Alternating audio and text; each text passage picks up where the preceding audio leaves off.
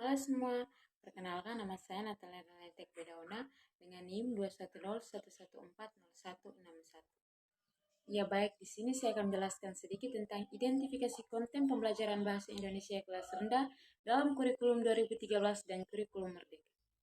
Menurut Kamus Besar Bahasa Indonesia, konten adalah informasi yang tersedia melalui media dan produk elektronik. Penyampaian konten dapat dilakukan melalui berbagai medium, baik secara langsung maupun tidak langsung, seperti internet, televisi, audio, bahkan sudah melalui telepon genggam atau handphone. Konten pembelajaran adalah materi pengetahuan, konsep, dan keterampilan yang perlu dipelajari oleh siswa berdasarkan kurikulum. Konten pembelajaran haruslah kontekstual, sesuai dengan kebutuhan siswa, ketersediaan informasi yang beragam, dan dapat diaplikasikan dalam kehidupan sehari-hari. Nah, pembelajaran berbasis konten adalah pembelajaran yang menitik beratkan pada pemahaman materi atau aspek kognitif siswa. Nah, adapun karakteristik peserta didik kelas rendah.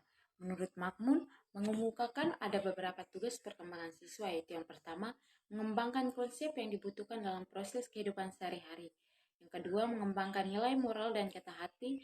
Dan yang ketiga, menggapai kebebasan pribadi, mengembangkan nilai moral dan kata hati. Nah, keterampilan yang dikembangkan yaitu keterampilan social hip skill dan keterampilan play skill.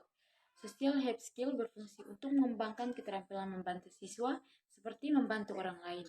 Social hip skill akan mampu menciptakan suasana perasaan siswa menjadi lebih berharga dan merasa lebih berguna, sehingga pada fase ini siswa lebih menyukai pembelajaran yang bersifat kooperatif.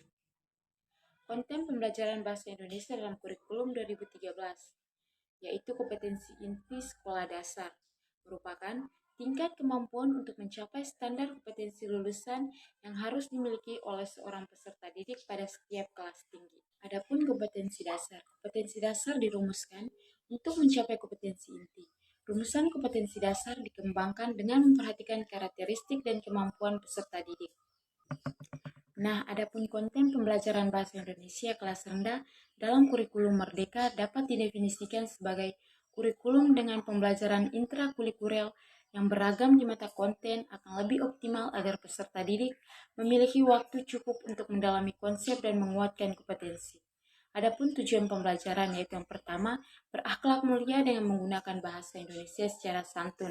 Yang kedua, sikap pengutamaan dan penghargaan terhadap bahasa Indonesia sebagai bahasa resmi negara Republik Indonesia.